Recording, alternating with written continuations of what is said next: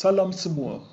Kisah-kisah yang disampaikan ini adalah berdasarkan novel seram terkenal tahun 1980-an iaitu Siri Bercakap Dalam Jin, Jilid 1, penulisnya Tamar Rijalis.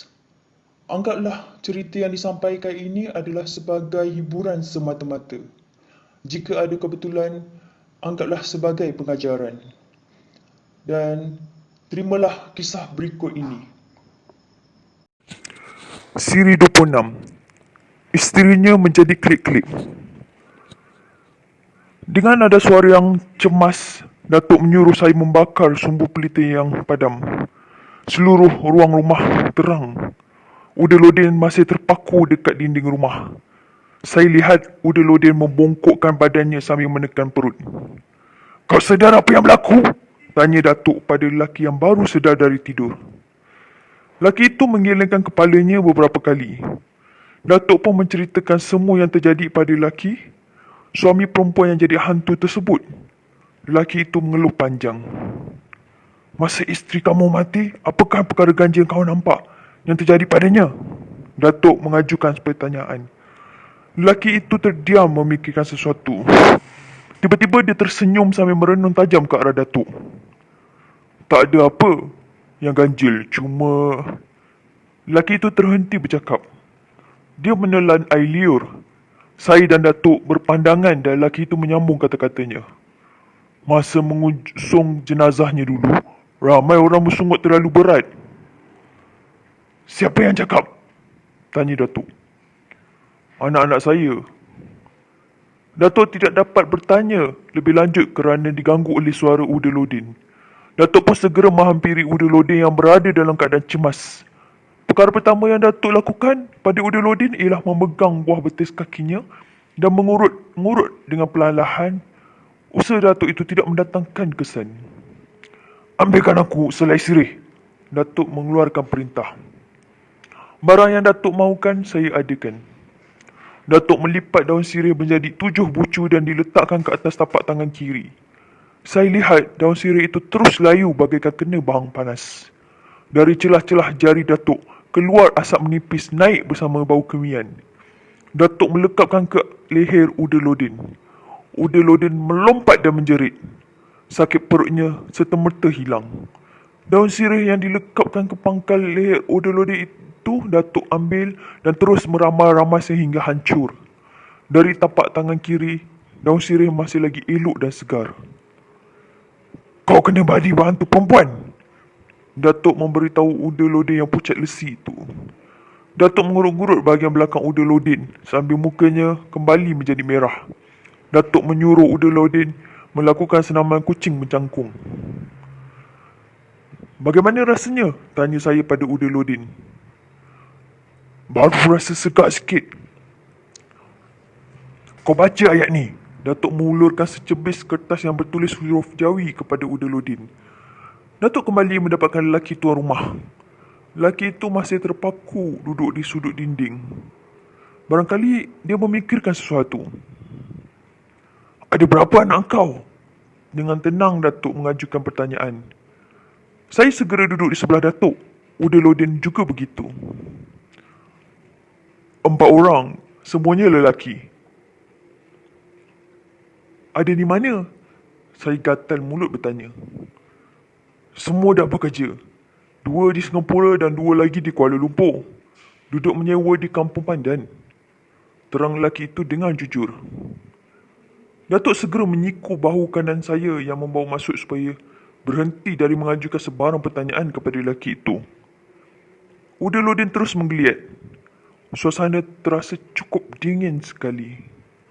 Angin malam yang bertiup di luar melanggar dedahan pohon getah yang melahirkan macam-macam bunyi. Saya menguap dan mata terasa cukup mengantuk. "Masih dini hari lagi. Baiklah kita tidur," kata Datuk. Dan saya secara tiba-tiba mahu terasa membuang air kecil. Saya terus merebahkan badan dengan harapan saya akan terlena dan tidak akan membuang air kecil pada waktu subuh. Ternyata rancangan saya tidak berjaya.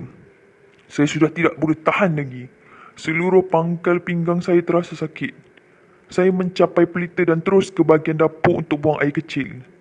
Selesai buang air kecil, saya pun melangkah untuk masuk ke ruang tengah. kaki kanan saya tersepak sesuatu. Pelita pun saya rendahkan. Dengan pertolongan cahaya lampu, saya dapat melihat seketul tanah merah bersama secarik kain putih yang ada kesan darah kering. Bila kain dan tanah itu saya lekatkan ke lubang hidung, baunya amat tidak menyenangkan. Cukup busuk, macam bau bangkai. Bulu tengkuk saya mula meremang. Saya meletakkan pelita ke tempat asal yang terus merebahkan diri di sisi Datuk. Tetapi saya tak dapat tidur. Macam-macam bunyi saya dengar di luar. Macam ada bunyi tapak kaki orang melangkah dan memijak sesuatu di bawah rumah. Saya juga terdengar bunyi ayam berkukuk dengan kuatnya. Saya cuba bangun untuk melihat dari tingkap. Datuk segera memegang dan menekan bahu kanan saya. Dia memaksa saya tidur. Orang curi ayam tu? Bukan. Kalau bukan, kenapa ayam direbam berbunyi? Kau tidur, jangan main cakap, kata Datuk. Saya tak dapat berkata apa-apa. Saya baring kembali dan akhirnya terlena. Sedang asyik dibuai mimpi, Datuk bangunkan saya untuk sembahyang subuh. Udaludin terus jadi imam sembahyang subuh. Bila matahari terbit di kaki langit, saya dan Datuk pun mandi embun. Kemudian, Datuk mengajak saya pergi ke reban ayam kepunyaan lelaki tuan rumah itu. Saya terkejut besar bila terpandang beberapa ekor ayam mati dengan tali perutnya berjela-jela keluar. Saya lihat bahagian perut ditebuk dengan kuku. Bila Datuk memeriksa seluruh kawasan reban ayam, Datuk menemui beberapa cebisan kain putih yang ada kesan darah kering dan tanah merah. Sedang Datuk asyik membilik-bilik ketul tanah dan kain putih itu, lelaki tuan rumah menghampiri Datuk. Setiap kali benda tu datang, habis perut ayam dimakannya, ujar lelaki itu. Dan Datuk anggukkan kepala. Datuk meletakkan tanah merah dan kain ke tempat asalnya. Saya termenung panjang. Datuk mengajak lelaki itu masuk ke ruang dapur rumah. Semua kuali dan periuk dan nasi berselerak. Lebih kurang pukul 10 pagi, beberapa orang penduduk setempat datang menemui Datuk. Mereka bercerita pada Datuk, sejak berlakunya peristiwa aneh di kampung tersebut, banyak ayam peliharaan mereka mati akibat ditebuk perutnya oleh makhluk aneh itu. Manakala, bahagian dapur rumah mereka hampir setiap malam kena geledah. Nasi yang tinggal di periuk habis dimakan oleh makhluk ganjil itu. Biasanya, periuk yang sudah disentuh oleh makhluk ganjil itu tak boleh digunakan lagi, meninggalkan bau yang cukup busuk. Macam selalu, Datuk memberikan janji untuk membantu mereka mengatasi masalah tersebut. Datuk juga meminta mereka supaya jangan melakukan sesuatu terhadap lelaki yang isterinya menjadi makhluk ganjil. Semua itu bukan atas kemauannya. Tentu tak baik orang lain yang buat salah dan orang lain pula yang menerima hukuman, kata Datuk memberitahu mereka. Ternyata keterangan yang Datuk berikan amat memuaskan hati mereka. Dan mereka pun pulang. Selepas main Zuhur, Datuk dan saya dengan ditemani dengan Udaludin terus menemui ahli jawatan kuasa kemajuan kampung. Mengadakan mesyuarat kecil di Dewan Orang Ramai. Semua ahli jawatan kuasa kemajuan kampung bersetuju menyerahkan pada Datuk untuk mengatasi masalah yang menimpa kampung. Mereka berjanji akan memberikan sebarang pertolongan sekiranya Datuk memerlukan pertolongan. Bila mesyuarat itu berakhir, Datuk mengajak semua ahli jawatan kuasa kemajuan kampung sembahyang asar di surau. Datuk jadi imamnya. Dari surau kecil, kami pun menuju ke tanah perkuburan. Lelaki malang itu terus menunjukkan kepada Datuk kubur isterinya. Seluruh kawasan kubur isteri lelaki itu diperiksa. Tiada terdapat sebarang keganjilan. Nisan yang dibuat dari kayu teras berbentuk bunga rebung tetap utuh di bahagian kepala dan kaki.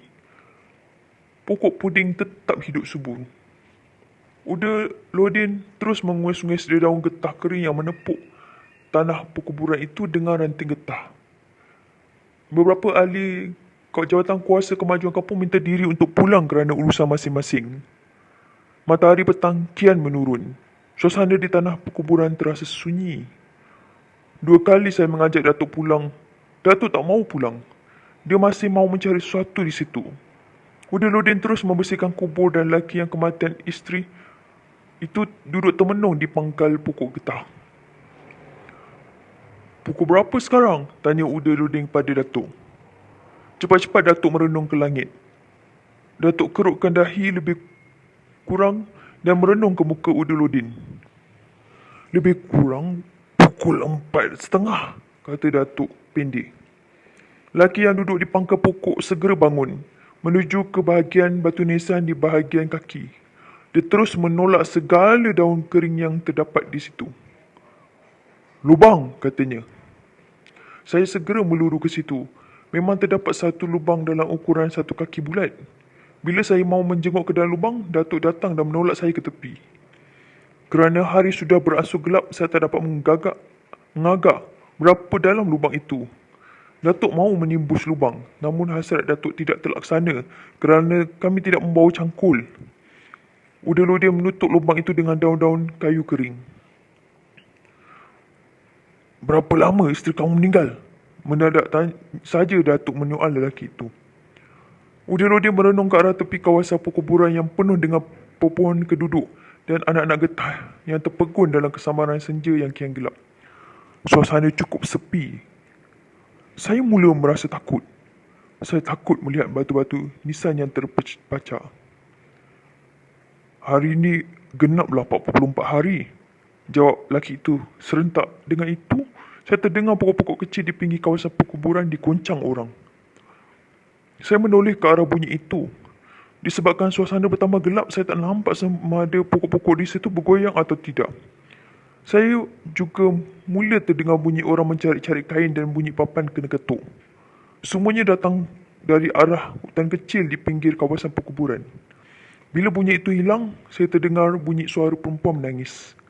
Pada mulanya, saya mengira semuanya berpunca dari perasaan saya yang takut.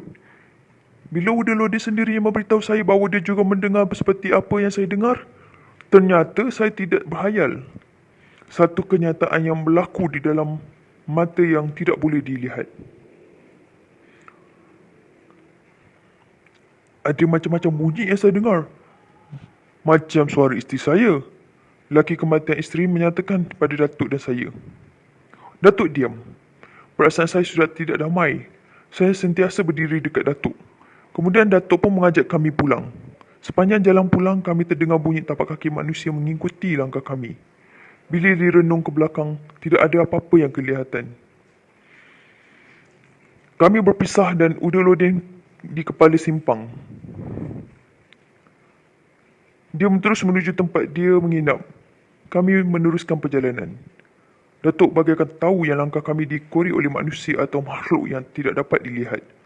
Datuk menyuruh kami berjalan secepat yang boleh. Bila sampai dekat pokok besar, Datuk suruh kami bersembunyi di balik pokok itu. "Dah dekat waktu maghrib ni," kata Datuk dengan yang juga bersembunyi di balik pokok besar. Datuk mengambil 3 helai daun serunai laut yang mati pangkal. Daun itu Datuk genggam sambil membaca sesuatu. Datuk pun memberikan daun itu kepada kami. "Kalau kau nak tengok syaitan, lekapkan daun ni ke kelopak mata kau. Kemudian kau gigit pangkalnya dan renung ke depan." Arahan yang Datuk keluarkan itu kami penuhi. Dada saya berdebar. Apa yang saya lihat amat menakutkan. Saya nampak satu lembaga berjalan terloncat-loncat. Bahagian bawah lembaga itu tidak sampai ke bumi. Dia bagaikan meloncat di atas awan-awangan. Bahagian atas atau kepala lembaga itu menajam ke atas. Kain putih yang membalut tubuh lembaga itu sudah koyak penuh dengan darah kering dan selut tanah merah. Lembaga itu menoleh ke arah kami. Bahagian mukanya sudah hancur.